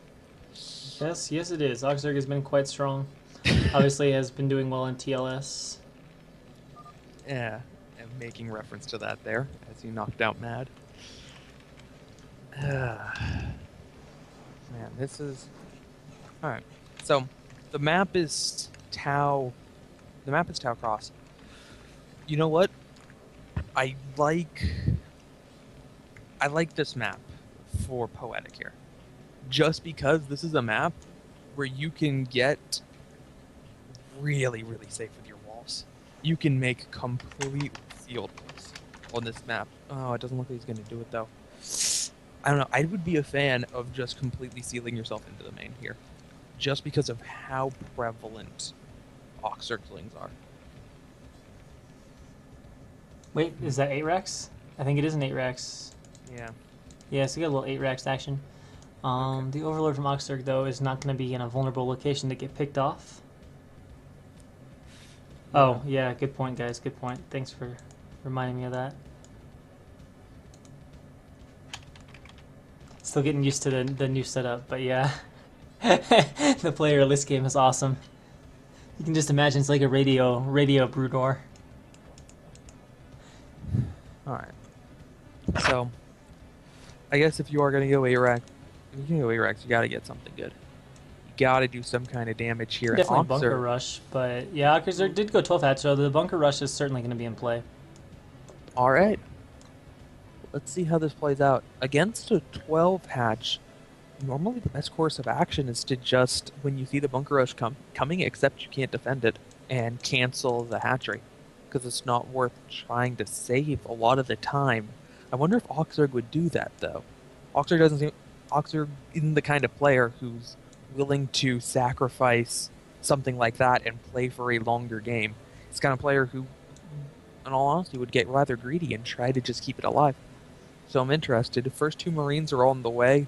I like the move by Poetic to not just immediately run out with 1 Marine, and instead waiting for 2, just because the 2 Marines are so much stronger. 1 Marine isn't going to be able to do a whole lot. Yeah, that's nice. And this almost is like a little bit of a fake. Like the SCV is acting like it's just going to be an SCV, and now all of a sudden it's going to probably plop down a bunker and be like, psych. But Oxerg Overlord is in position. He's going to know about the Marines now. And the drones are immediately off the line, so the reaction here is good from Oxerg. Now, will the control be sufficient? Can he push these back and kill these Marines? He's already on one of them. One of them's got to be going down soon. The control from Oxerg has been good so far, but that bunker's nearing completion. He picks off an SCV nicely. A 3rd Marine coming up, but 1 is super low on health. Where is it? Can he get it? He gets that one, but the bunker is done. Can he stop it? No, he cannot. At least 1 is in. There are lings out from Oxerg now, though, but there's also SCVs to repair, and he's trying to block them from getting in. This is not going well. I think Oxerg is going to lose the hatchery at this point, as there's now 4 SCVs fully repairing. The drones in an awkward position as well. They are actually separated from their main base. So this is going to be really bad. Oxerg is doing a little bit of a counterattack of his own, although Poetic, sensing this, is pulling back 1 Marine. And now the drones, man, they're just in an awkward position. Can't do anything there. He will not be able to save the hatch. The counterattack is not doing a whole lot. May force the lift on the barracks. There's actually 2 Marines out from Poetic, though, so I don't think he's going to be that scared of this ling counter. He's actually picking off a few stray SCVs. If Poetic got careless here, Oxerg might block this bunker rush because the SCVs are fighting the lings, although he does clean them up. So say if he got rid of a few more of those SCVs, that bunker is going to be vulnerable to getting surrounded by lings.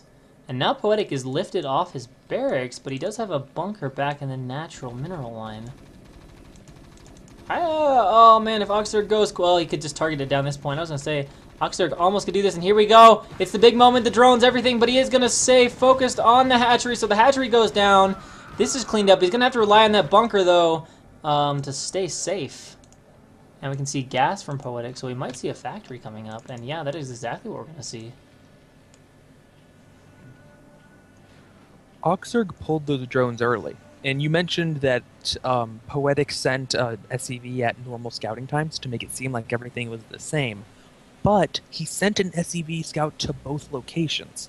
And because Oxerg kept his Overlord over at the untaken main, he saw that there was a double scout, which immediately raised concern, which is the reason he was able to get his drones out.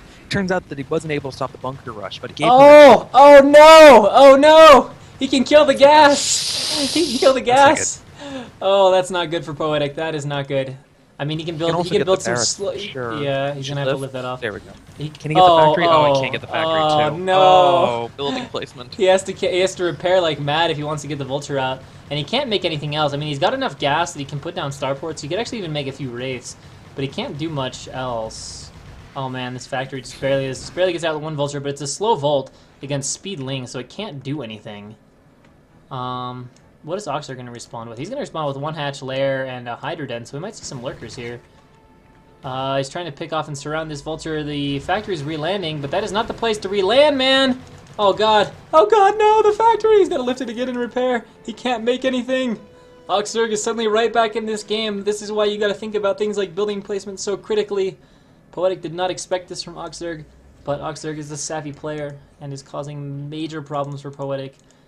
He's getting Hydras right now. Oh, that's going to be so strong. He can't build anything. He's going to lose. He's going to die to Hydra follow-up. He can repair the bunker, but there's going to be too many Hydras attacking it. And then the Hydras can go but to the bottom of the bunker and like shoot the command center and stuff. I think he's going to die to the follow-up. Man. If you hit the nail on the head. When new players wonder why Brood War players are just obsessive about building placement to the point of it essentially being fetishistic, it's for games like this, where there's no reason to not place a building somewhere. Like, or you can place it wherever you want. There's no cost to putting it in a certain location. So if you can gain a minor advantage by moving the building over a little bit, you got to take all the minor advantages you can get. And in this game, the minor advantage turned out to be really relevant. In that bunker is just a little bit too far to the right to protect the gas and to protect the buildings he had down. And the supply depots, they block a run-by, but the run-by wasn't the important thing here. Alright. We have another command center, but I don't think he's going to be able to expand to his natural anytime soon. No, definitely not. There's going to be lurkers made soon, and there's going to be, guess how much detection there's going to be. If you said 0, you're right on the mark. If he doesn't die to the Hydras outright, he'll die to the lurkers, which are going to be done in 15-20 seconds. Trying to make SCVs a little faster, but Yeah. No range Marines, but no range Hydras, so you know. The SUV can't get around the Hydra, so it has to just hide there. Yeah. And now here comes... Oh, there's a tank out! Wait, there's a tank out. Okay, that'll actually make this a pretty strong army. He's got to pull back if he wants to morph his lurkers. But still, the lurkers are going to be such a problem. There's 0 detection. There's not a turret. There's not an academy. There's not a comsat. There's nothing at all. There's a siege tank, though. That could stop 1 or 2 lurkers running in. I say could, but it's going to be tough. Right. So, Oxerg is still dirt poor. Wait, is that it? No, it's not. He only has 1 base. He has 30 supply. He only has enough money to make 2 lurkers. Oh, it's going to grow fast. This one might go down. No, it gets under. It gets under. Oh, no. If he denies the bunker, this is so good for him. It's forced to cancel. Come on. Come on, Oh, sick microchicks. Bomb the lurker. SCV Yeah, bomb the lurker. He's gonna do You it. can do He's it. not. I have Here faith we in you. go. 3 lurkers are charging in right now. Perfect. The Marines, they need to pull back now, and they do, but the reaction is too slow, and the tank itself could go down, but Oxerg is pushing in further with the lurkers. Another one sieging up, gets off 1 siege tank shot. Now some Lings are pouring in as well to support these lurkers, but they can't run in yet with these tanks here. We might see everything. Yeah, here we go. Everything is coming in. The back lurkers will probably... Whoa, that lurker did not work out correctly at all. So Poetic is actually holding on here, but now the lurker's coming on top of this tank. They're burrowed, and there won't be time for the other siege tank to shoot. He could sacrifice the siege tank to get 1 more shot off. Doesn't do it.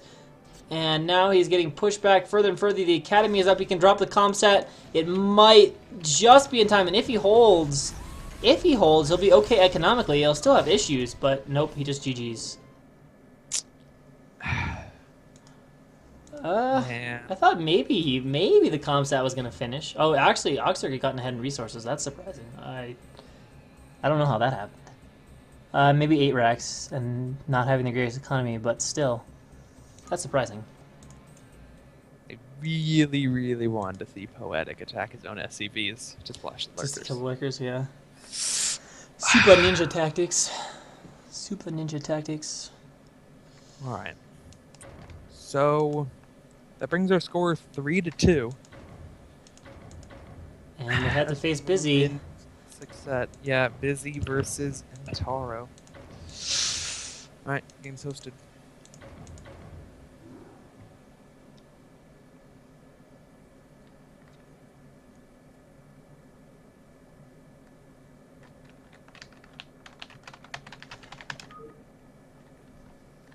Alright.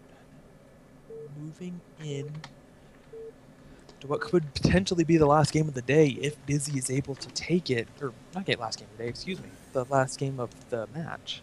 There's a possibility that some viewers may recognize this map. Slight chance. In the bottom left, we have Busy playing as the Teal Terran. In the bottom right, we have Entaro playing as the White Protoss. So anyone know about this Intaro guy? Like what rank he is? How Gosu he is? Etc. etc. I do not. Busy side is up with a 3-2. Busy is chilling at, we'll just call that the 7 o'clock. And Intaro is at the 4 o'clock, 5 o'clock. And that should be about right.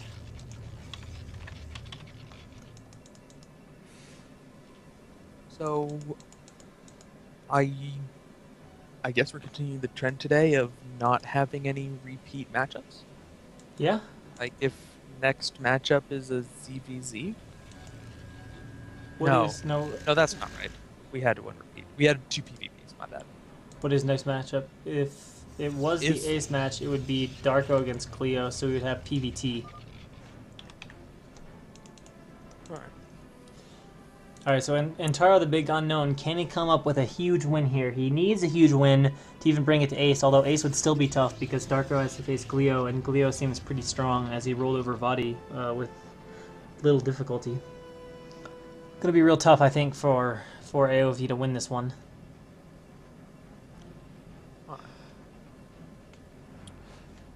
So, we alluded to the map a lot. I don't think we actually explicitly said the map is Fighting Spirit.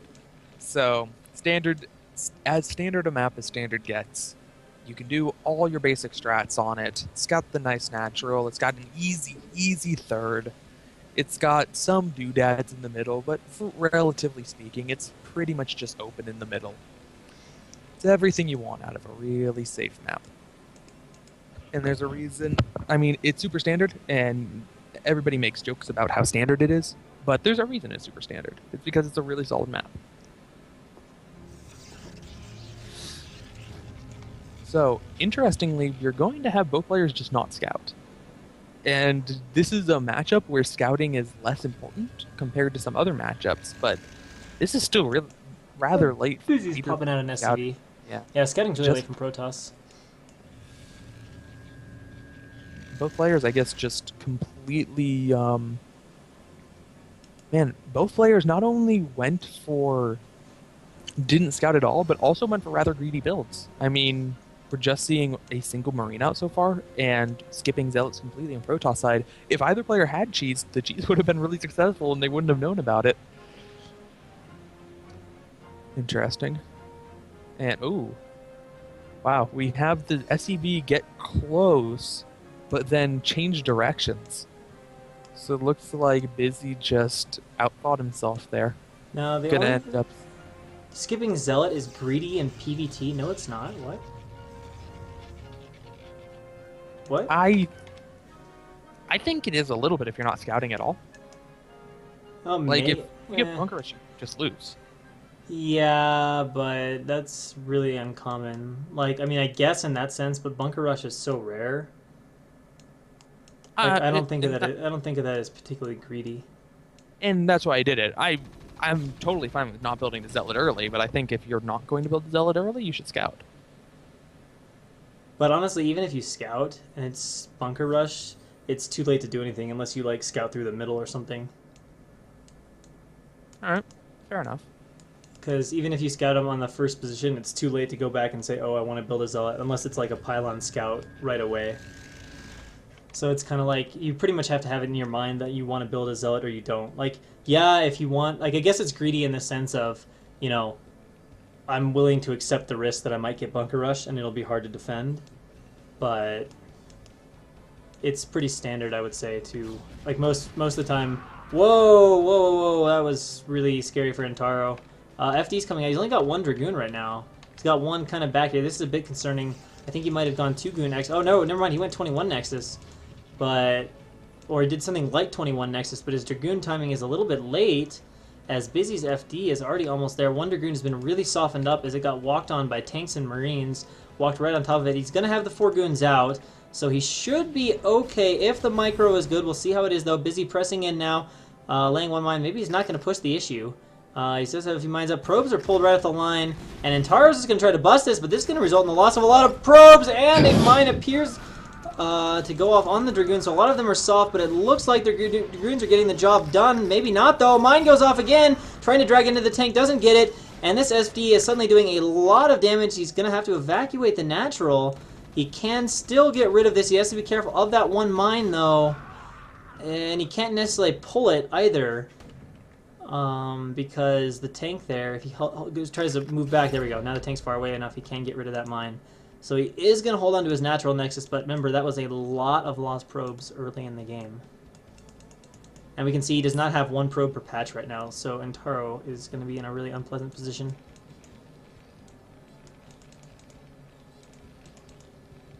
Oh. Oh, he's got a few in the natural now. Never mind. He transferred some over. Okay, it just occurred to me. Is Intaro, like, supposed to be what the Zealots say occasionally? Yeah, the Intaro Dune, I think that's what it's supposed to be, yeah. Okay. Like, it just dawned on me that it was that. I just assumed it was something in whatever country he's from. Yeah. But it's probably that. I was going to say, the one good thing Intaro has going for him is that he's not Zerg, as Busy is, like, several levels better at TVZ than TVP, but Busy's strong in both matchups. But at least Intaro isn't a Zerg. Alright. Getting a little bit sidetracked here, but by chance, is there any, like, super nerdy StarCraft guys in the chat who knows what Intaro translates to? Like, who speaks Protoss? Is it supposed to translate to something? I thought it was just like a greeting. Well, like, Adune's their planet, so I assume Intaro Adune is like, all hail Adune, or Lord Adune, or like Adune be safe. But I, like, what actually is his name? Is his name just Be Safe? That'd be funny. That's an okay name, Be Safe. Alright, here comes 4 tanks. It's 4 tanks against 5 goons with Vulture support. This is going to be bad for Intaro. He's only got 2 gates. He's got a Reaver, though. Okay, he's got a Reaver. He might have speed in that shuttle, does he? He needs to get that Reaver down there if he wants to defend, but if there's siege, this will be ugly. This is almost going to be like... If there isn't siege, it's going to be like a PvP fight. If the Reaver gets down there, he's got to pull one of these goons back at the front. No, actually, he kills all the mines somehow, but he's losing everything else, and he's going to harass with the Reaver. What? What? I guess he's going to hope there's nothing back and he can do damage. He evacuates the natural. At least he doesn't lose the probes, but the natural nexus is, of course, going to go down. And wait, now he's come back with the shuttle, but he may have come back too late, as there are mines down, and there are Marines to pick off the shuttle.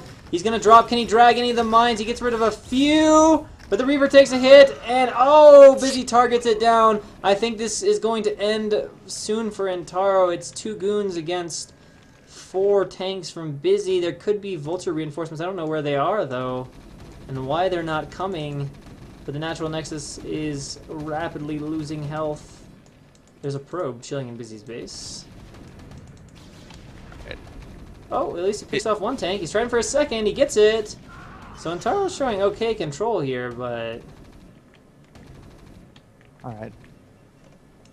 Shoutouts to the guy who linked in chat. Intaro means in honor of. Okay. So his name is in honor of AoV. I'm okay with that. It's pretty sick. I like it. But yeah, you're right. He's sick name aside, he's in a lot of trouble right now. Supply blocked, really far behind in terms of economy and supply, and I mean, it's not even like, well, I lost everything. Maybe I can get a 30-kill Reaver because he doesn't have his Reaver anymore. He lost that too. And Busy has a 3rd CC already made.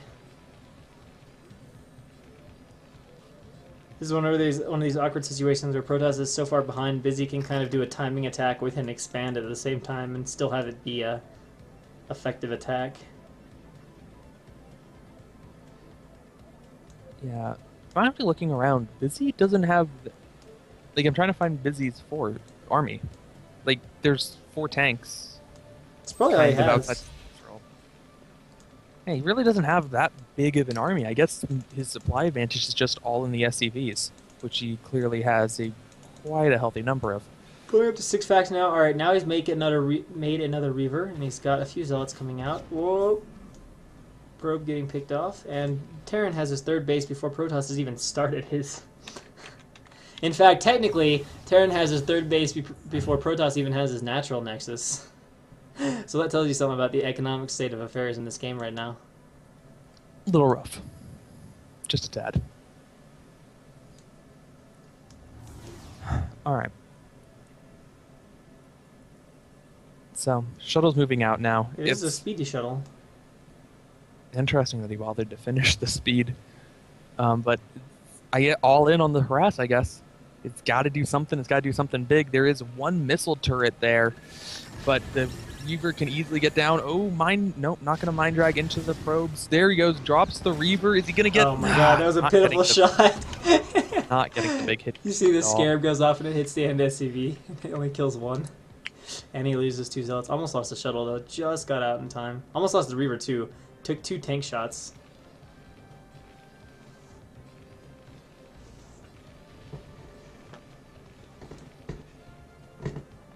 So I think Busy's just going to build up a little more stuff, and then he's going to go be like, alright, goodbye.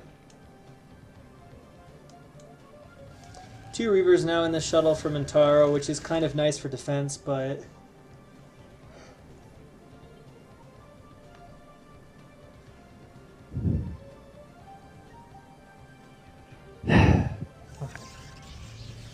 So...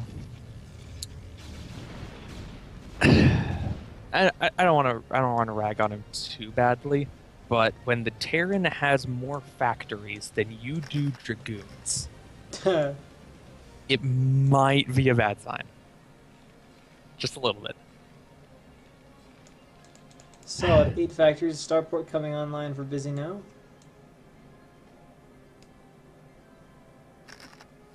Yeah, Busy doing everything right here. He's gonna play this really safe. There's no reason to try to push the issue now. And Mintaro shuttling out the probe. Nice. Dragoons are at least going to push back the vultures a little bit here. There is an OBS out, so he can clear the mines. Doesn't need to do any fancy tricks to clear them out this time around. But the tank force should be coming any time now from Busy. There we go, just moving out now. And yeah, he needs the most effective Reaver control of his life to have a chance against this. But even so, there's still... If there weren't the Reavers, I'm pretty sure Busy could just A-move. With the Reavers, I don't know if he can quite A-move. Yeah, he might. It's kind of close. Oh, there goes the Reaver. Alright, now Busy can just A-move this. Doesn't have to do anything else.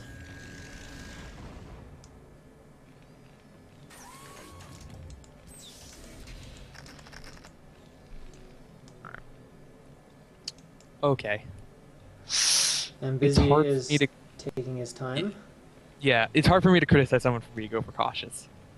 But he is being overcautious. But this is pretty fucking overcautious. Really, 2 turrets? We need 2 turrets with all the Goliaths and the mines and whatnot. So... Well, you know, there's those Protosses that when they're losing, they go to each gateway and click K, K, K, K, K, K, K, K. And see, let's hope what happens. Yeah, he doesn't even have archives. Oh god, mines!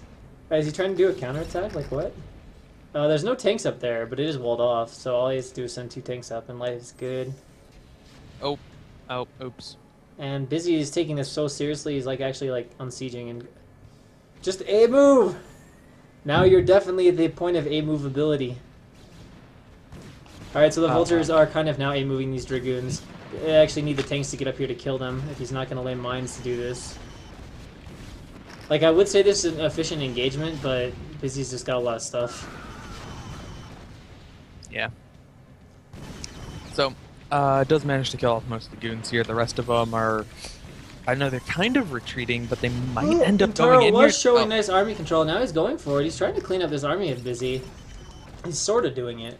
But of course, Busy's got another pile of like 10 tanks and 10 vultures back at the natural. Oh, mine going off, picks off 2 of Intaro's goons. And JJ! GG. So SB Pain will be your winners of that clan war 4-2.